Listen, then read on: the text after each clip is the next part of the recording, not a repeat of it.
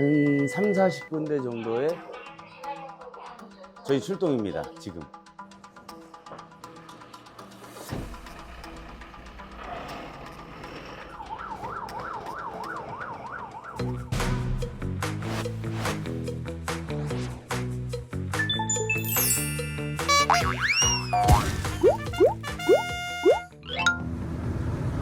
출동 딱 떨어지시니까 인터뷰 하다가 뭐 바로 준비하시고 싹 나가는데 1분? 1분도 안 되게 바로 가셔버리네.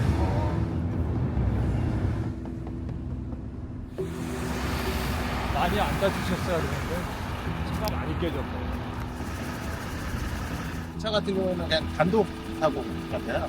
다행이시네요. 네, 그래서 그 상황으로 다치신 분도 없고, 그래가지고 이송은 따로 안 하신다고. 다행히 인명 피해가 없으셨어. 네, 제일 중요한 건 다치신 분 없어요.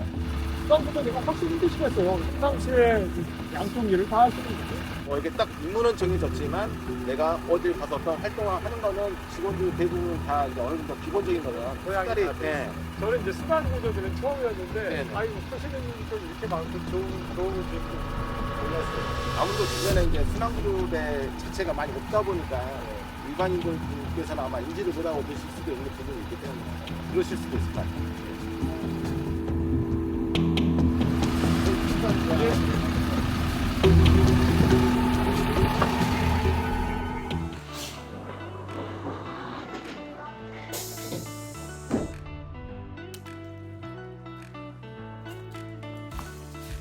대장님 고생하셨습니다. 예, 예. 들어가시죠. 아 근데 번개같이 가시네요. 지체를 못해요. 아 그럼요. 1분 안에 무조건 나가야 돼요. 우리를 기다리고 있는 사람이 있는데 가셔야죠. 화장실에 있다가도 네, 그냥 뛰쳐 바로 나와야 예. 됩니다. 오늘 출동하시는 모습까지 볼 줄은 몰랐습니다. 혹시 도움이 될 수 있는가 해서 한번 가서 봤어요. 다행히도 아까 같은 경우 이제 구조사항이 네. 없어가지고 다행히 차만 좀 네. 손상이 된 상황이라. 출동하시면서 옷을 막 갈아입으시는데 출동하실 때 가장 중요한 게 사분이라고 그러더라고요. 그 사분에 담긴 의미가 어떤 겁니까?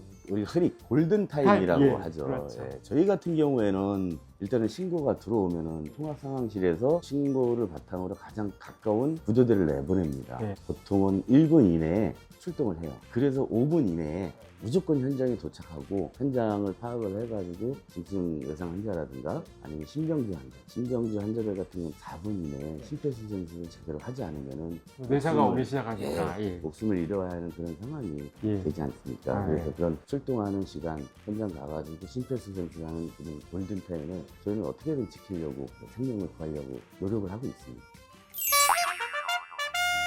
박주재 소방관께서는 출동하시다가 네. 아니면 구조하시다가 뜻하지 않게 부상을 당하신 적은 없으십니까? 다친 적은 없습니다. 오, 다행이시네요. 저희한테도 오시는 경우들을 보면 무거운 수트나 장비를 메셔야 되기 때문에 허리 관절이나 발목 관절, 무릎 관절에 대부분 장애가 있거나 문제가 있으신데 항상 하시는 말씀이 저한테 보면 장비 자체를 잘 갖추고 가야 되고 신발 같은 것도 정확히 딱 안쪽에 신지 않고는 발목이 돌아가거나 꺾이거나 해서 많이 다치신다고 그러세요. 그런 것들이 가장 주의해야 될 것 같고요. 대장님께서는 더 오래 하셨으니까 어디 다치신 데는 없으세요?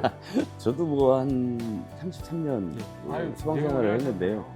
주로 이제 뭐 허리가 아프거나 목이 아프거나 해서 병원을 가면은 나이를 먹었다고 해서 이제 퇴행성으로 이렇게 말씀을 많이 하시더라고요. 그런가 보다 처음엔 생각했는데 네. 그러한 것들이 제가 한 30년 넘게 누적이 돼가지고 오지 않았나 이렇게 생각도 하는데 허리 수술도 했고 오, 그러셨어요?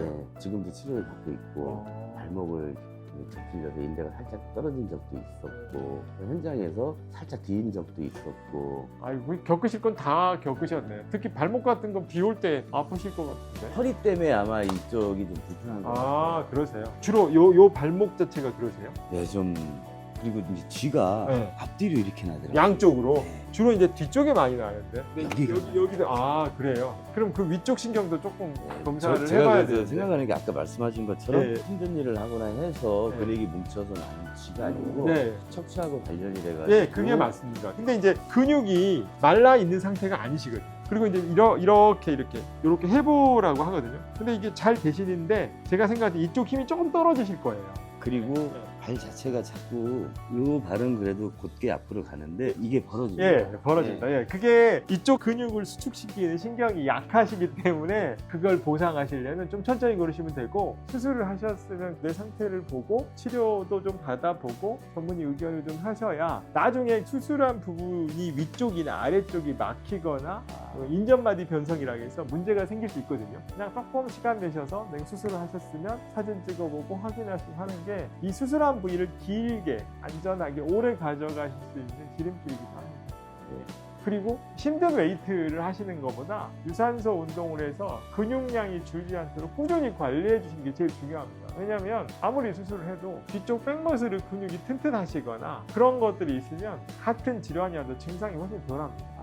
그리고 2차적인 질환이나 2차적인 수술로 가는 비율이 줄어요. 그러니까 유산소 운동도 하시는 게 또 건강을 유지하시는 게 가장 중요한 일이지 않을까 생각되고, 일단 척추를 수술하면 조금씩 측만이 부분적으로 옵니다. 예를 들어서 뭐 관절이 아프거나 척추가 아프면 항상 약하지 않은 쪽으로 그것을 보상하기 위해서 틀어지거든요. 그런데 실장님은 빤듯하셔서 유산소 운동은 많이 잘하시는 것 같습니다. 원장님 말씀 감사합니다. 네, 앞으로 고맙습니다. 말씀대로 잘 실천하도록 하겠습니다. 예.